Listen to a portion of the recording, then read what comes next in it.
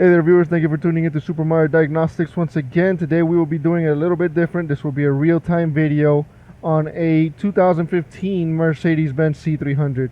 The customer's concern was a light of stop vehicle, leave engine running. This is not a diagnosis video. This is a real-time video of changing out the the additional battery, otherwise known as voltage regulator, otherwise known as capacitors, that resides in the footwell area of the Mercedes of this vehicle. So we're gonna just go ahead and get started. This is real quick before I get too deep into it. I did have this code. The starter battery has excessive resistance. It is current and stored B1F4500.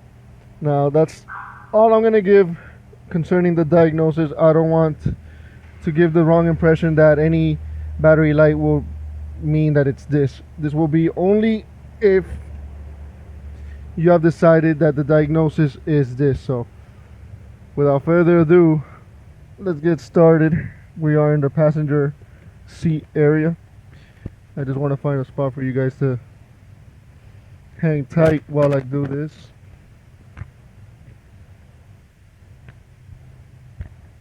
And please bear with me now. See if you guys got enough lighting here. I already got some torques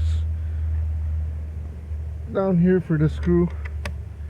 This is a very common issue. This is a T20 that we're going to use down here. This is a very common issue with these Mercedes.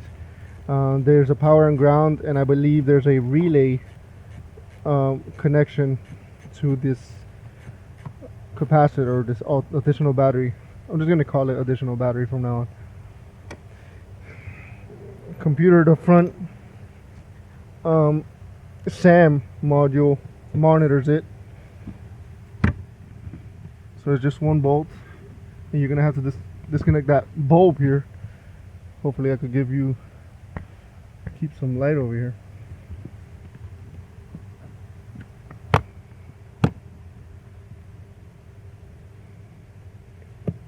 Carefully disconnect this bulb. You know what, I'm just gonna disconnect it like that.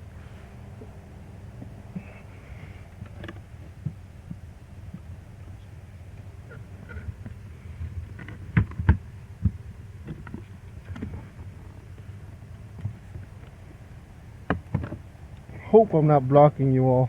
There is another line here. We could just twist it off and leave it hanging. I'm gonna have to pull back this carpet here. I think it might be best to just remove this here.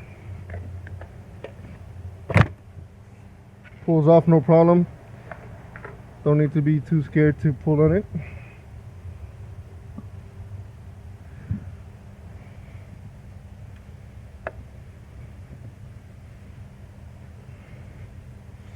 I want to see how I can set this down in a more permanent fashion. Got this plastic here.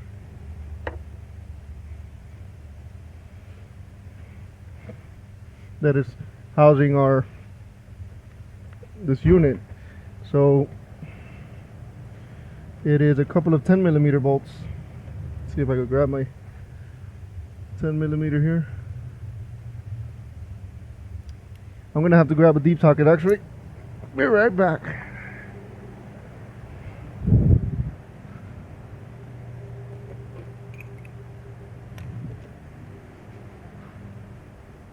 Alright. This is a real-time video. Normally I would be cutting that to go get my tools, but since we're doing this in real time, we're not going to cut anything. I would like to keep this down so that you guys can see better. I'm going to reposition the camera. This will give you guys time to settle your way into.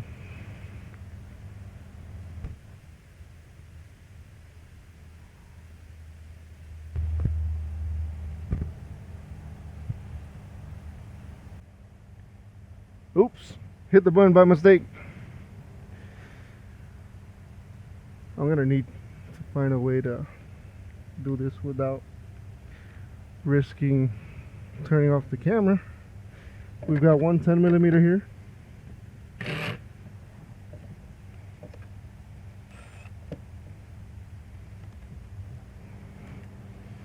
And we should have two 10mm down here.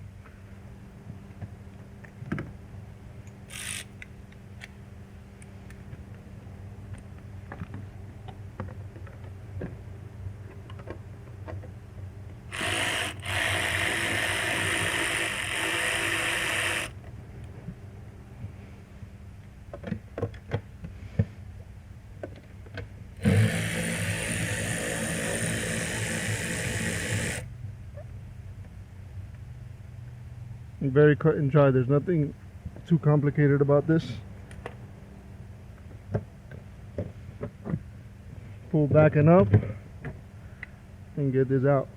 And there's our unit, held down by two 8mm bolts, and one of those bolts is taped up. Gotta remove that tape. Actually, no.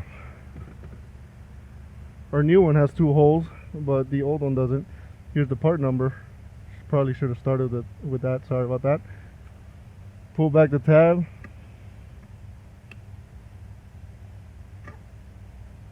And we're gonna let go of that 8mm. But I'm gonna need a deep socket, so I'll be right back.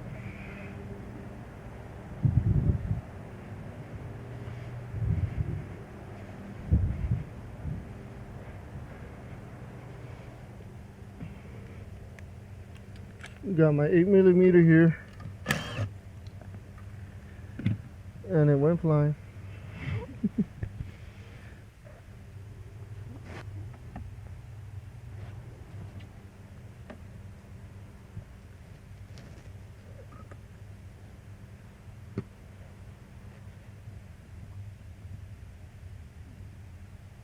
That comes with the job. Every now and then your bolt goes flying. So much for a real life video,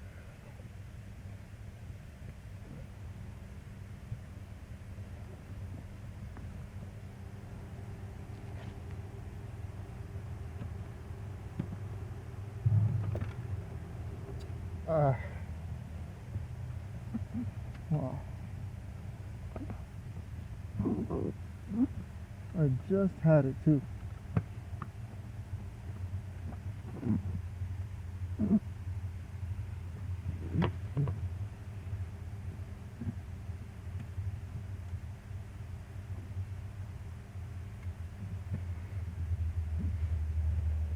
Would have been a lot easier to just grab a new one, but I got it.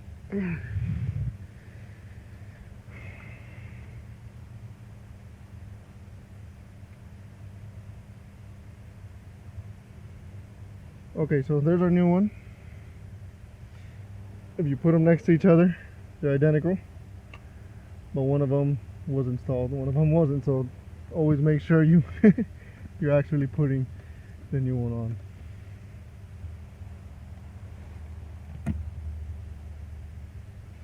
Sounds trivial, I know, but you'd be surprised.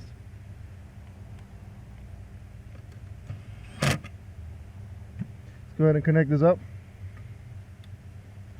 Now, since we are pretty much connected up with that, I'm gonna get the car started and the code removed, cleared, while I finish my installation.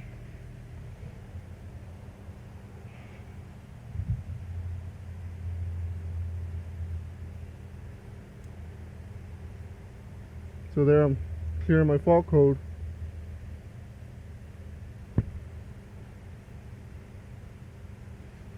And I'm gonna recheck for codes now. You know what? I didn't even think about that. I have to do it with the key on, engine off. So much for trying to get ahead with that one. All right, so we're cleared, no fault. We could go ahead and turn on our car, let it do its thing.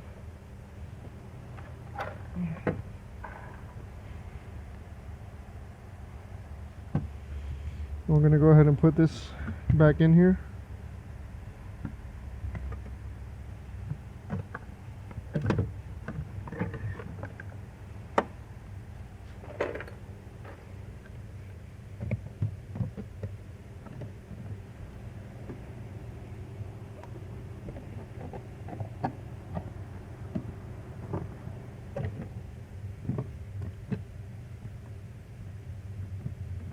Mind your wiring.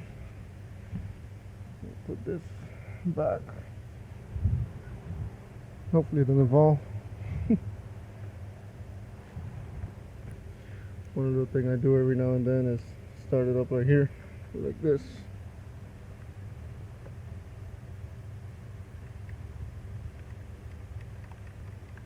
Little magnet.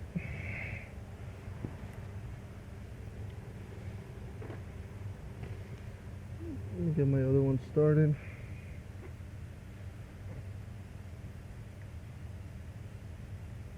Really doesn't take much time at all. It's the whole idea of the real-time video. It's for those who have never even done this. Now you'll know how to do it. You need an 8mm deep socket, 10mm deep socket, and a T20 to finish this, and a scanner that can read the front SAM module.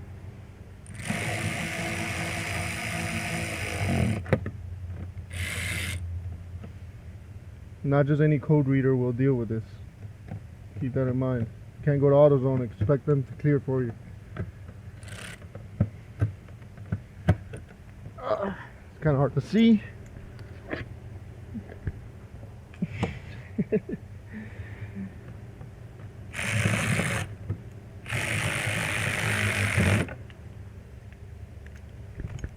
Good to go there. Sorry for the shaking.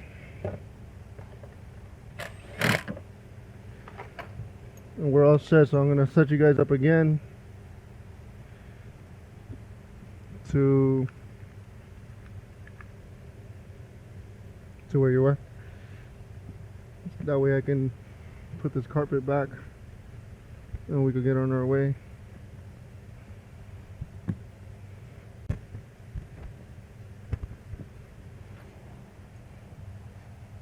So keep your wires up. I'll move my flashlight.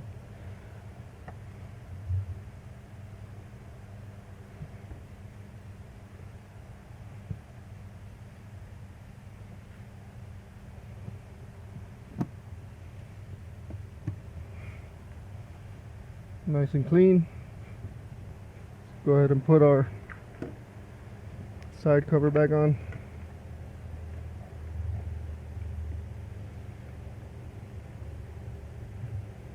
Make sure you slide it into this white piece right here.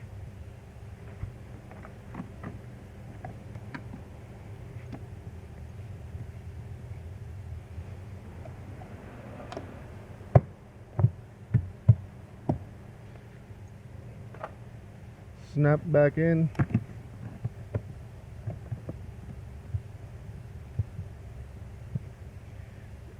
Pull that wire, pull that carpet back up.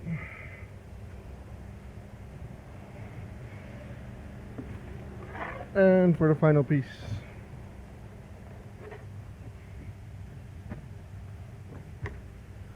See where I could put this.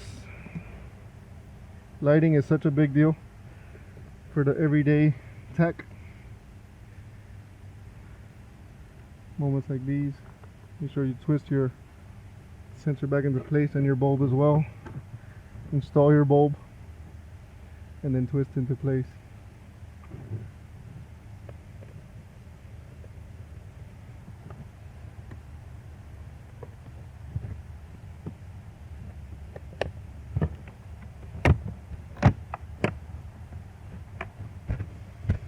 Keep an eye on those clips, make sure they line up well.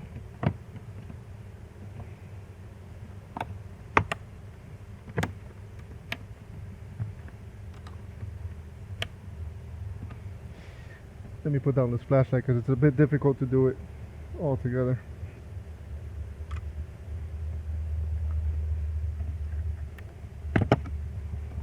There's one. There's two. And finally, we're gonna put back our bolt here.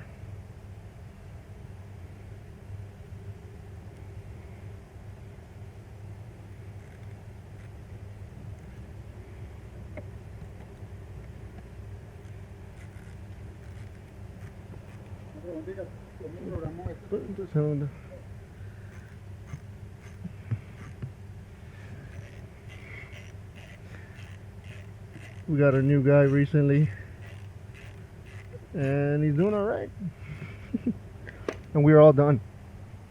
I don't know how long that took,